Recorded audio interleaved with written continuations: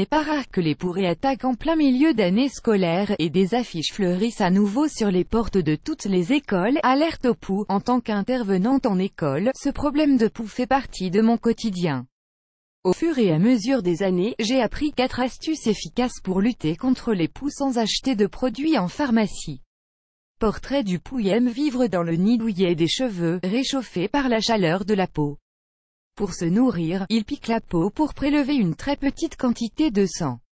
Accroché aux cheveux avec ses pattes, il vit environ 1 mois, mais meurt rapidement dès qu'il n'est plus sur la tête.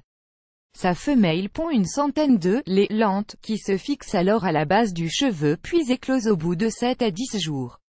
Ils ne transmettent aucune maladie et n'ont aucun effet négatif sur la santé sauf celui de provoquer des démangeaisons. Les lentes sont des points blancs ou gris, pouvant être confondues avec des pellicules, mais elles se détachent bien plus difficilement.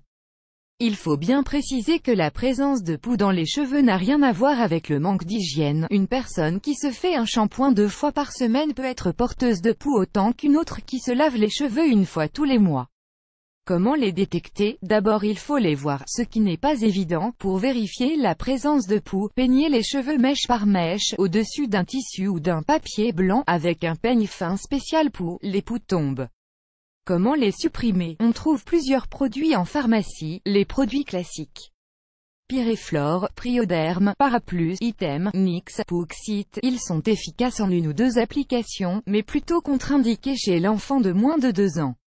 Une nouvelle gamme, sans produits toxiques, tue les poux en les asphyxiant.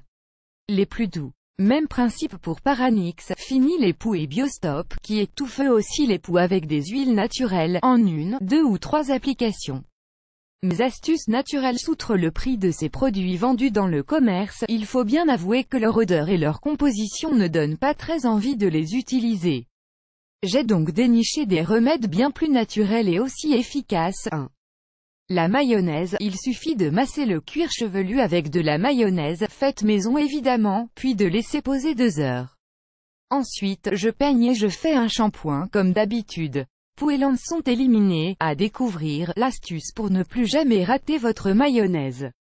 2. L'oignon. Le jus de l'oignon contient du soufre, que les poux ne vont pas du tout apprécier. Je presse 1 ou plusieurs oignons pour obtenir du jus, avec lequel je masse le cuir chevelu.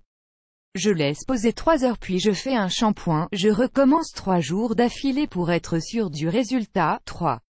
Le mélange huile-vinaigre. Je mélange de l'huile et du vinaigre dans un bol en quantités égales, puis je frictionne l'ensemble des cheveux secs, que je protège ensuite dans une serviette.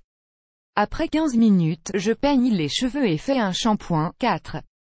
Le bicarbonate de soude. Et oui, encore un effet magique du fameux bicarbonate.